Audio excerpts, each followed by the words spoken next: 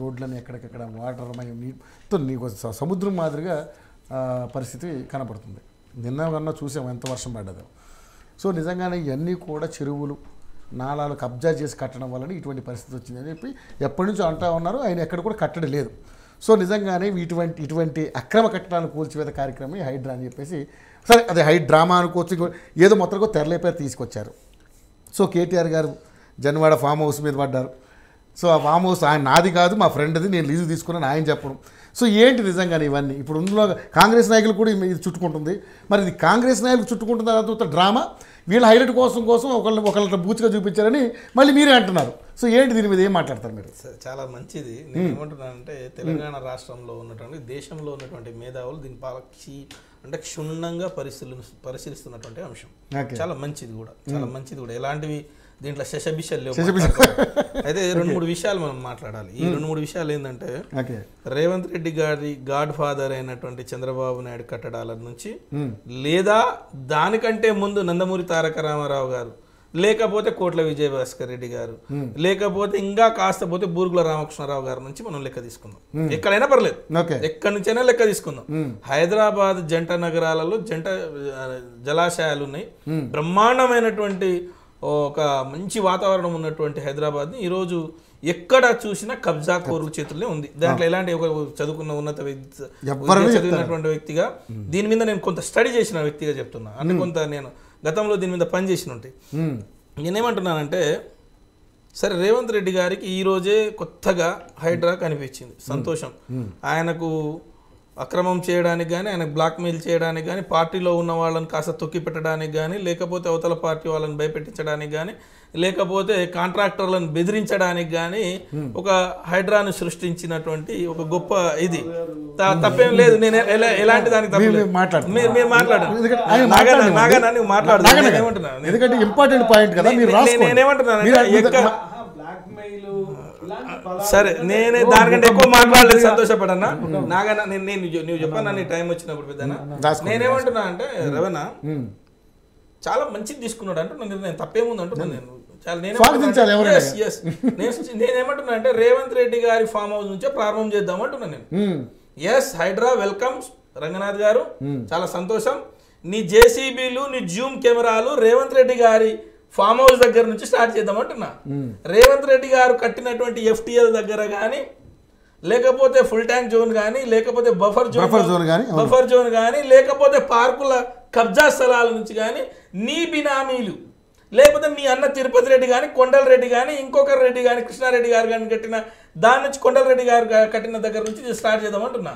లేదా పోనీ మీకు సంబంధించిన పొంగులేటి సుధాకర్ రెడ్డి గారు కానీ, లేదా మీ ఎక్కడి నుంచైనా పర్లేదు, హైదరాబాద్ చుట్టూతో ఎక్కడ లెక్క చేసినా సగం మంది మంత్రులు మీరు కబ్జా దాంట్లోనే ఉండి ఇల్లులు కట్టుకున్నారు, ఫామ్ హౌస్లు కట్టుకున్నారు.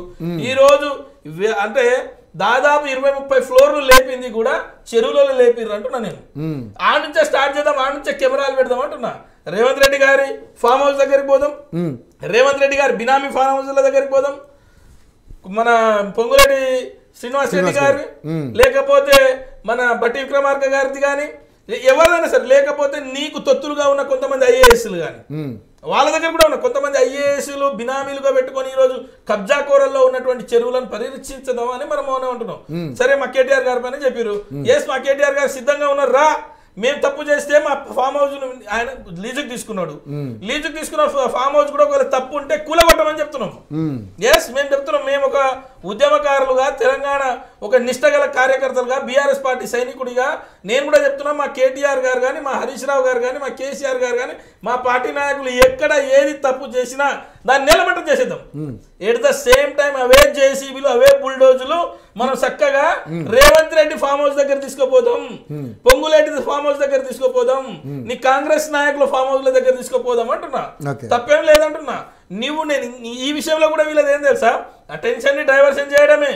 రాష్ట్రంలో ఖజానా లేదు, మాటలు కోటలు దాటిపోయినాయి. పిట్టల రాముడు, పిట్టల దొర మాటలన్నీ కూడా పోయినాయి. పిట్టల దొర మాటలు మాట్లాడి తెలంగాణ ప్రజలకు మభ్యపెట్టి ఓట్లు దండుకొని ఇప్పుడు హైడ్రా అని రాజీవ్ గాంధీ బొమ్మ అని ఈ దానికి ఎందుకు పోతున్నాం అండి? తెలంగాణ పల్లెలు మొత్తం కుత్త ఉడుకుతా ఉన్నాయి. రైతులందరూ కూడా రోడ్ల మీద ఉన్నారు. రైతులందరూ కూడా తిండి తిప్పలు లేకుండా బ్యాంకుల దగ్గర పోతున్నారు.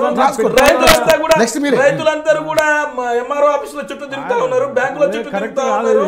అందరూ నీ యొక్క సవాళ్ళను మా ముఖ్యమంత్రి లేడు అని చెప్పేసి దినాలు సవాలు చేస్తా ఉన్నారు. నువ్వు అవి వదిలేసి దీనికి హైడ్రా చెప్తా, లేకపోతే అమీబా చెప్తా, లేకపోతే ఇంకొకటి తీసుకొస్తా. హైడ్రా తీసుకురావడానికి ఎవరు అందరం వెల్కమ్ చెప్తున్నాం, కూలగొడదాం అంటున్నాం. ఎక్కడ ఉన్నా కూడా కూలగొడదాం. రేవంత్ రెడ్డి, చంద్రబాబు నాయుడు బినామీలు, మురళీమోహన్ కట్టిన బినామీలు కూడా కూలగొడదాం అంటున్నా. ఎస్, నాగార్జున దగ్గరికి పోదాం అంటున్నా. నాగార్జున ఎస్, సినిమా హీరోలు కట్టిన, వ్యాపారవేత్తలు కట్టిన, కన్స్ట్రక్షన్ సంబంధించిన కార్పొరేటర్లు కట్టిన, ఎవరు కట్టినా కూడా జూపల్లి వరకు కూడా ఎవరు కట్టినా కూలగొడదాం. ఎట్ ద సేమ్ టైం నువ్వు ఎలక్షన్ లో ఇచ్చినటువంటి మాట ప్రకారం ఉరుకురు తీసుకురారి. 1,00,000 తీసుకున్నాడు కూడా 2 లక్షలు తీసుకోండి, అవసరం లేదు. డిసెంబర్ 9 నాడు నేను సంతకం పెడతా అన్నావు. మొదటి సంతకం పెడతా అన్నావు డిసెంబర్ 9 నాడు. మొదటి సంతకం ఎట్టుపోయింది మరి? 2 లక్షల రుణమాఫీ అని ప్రజలు అడుగుతా ఉన్నారు. రేవంత్ రెడ్డి గారు, ముఖ్యమంత్రి గారు, నీ మాటలు నీటి మూటలు కాకూడదు. ముఖ్యమంత్రి గారు దాని గురించి మాట్లాడమంటున్నాను. నేను ఆ విషయాన్ని వరకే మాట్లాడుతున్నా. ఇచ్చిన హామీలను నిలబెట్టుకునే దమ్ముందా లేదా? ఒకవేళ ఇచ్చిన మాటలకు ఒకవేళ తప్పైందంటే తెలంగాణ ప్రజలకు క్షమాపణ చెప్పు, ముక్కు నేలకు రాయి, ఇడిచిపెట్టడానికి సిద్ధంగా ఉన్నాం. కానీ తెలంగాణ సమాజం ఇడిచిపెట్టదు, ఎవరిని ఇడిచిపెట్టదు. ఇది పోరాట పటిమ కలిగినటువంటి గడ్డ. ముందే చెప్పిన నేను, ఎవరు తప్పు చేసినా వదిలిపెట్టరు.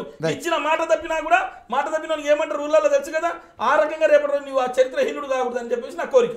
నాగనగర్ అందుకే మీరు లేరు. యాక్చువల్గా ఈ రుణమాఫీ విషయంలో డైవర్ట్ పాలిటిక్స్ స్టార్ట్ చేశారు రేవంత్ రెడ్డి గారు. ఈ విగ్రహ ఆవిష్కరణలు కానీ, అదేవిధంగా ఈ హైడ్రా, ఇవన్నీ కూడా సరే రాజన్న మాట్లాడే మీరు విన్నారు. కానీ మరి కాంగ్రెస్ పార్టీ ఆయన ఇప్పుడే సవాల్ చేస్తున్నారు. సరే నిజంగానే అక్రమ కట్టడాలు బీఆర్ఎస్ ప్రభుత్వం ఉన్నప్పుడు జరిగినాయి, కూల్చివేయండి, మేము స్వాగతిస్తాం. కానీ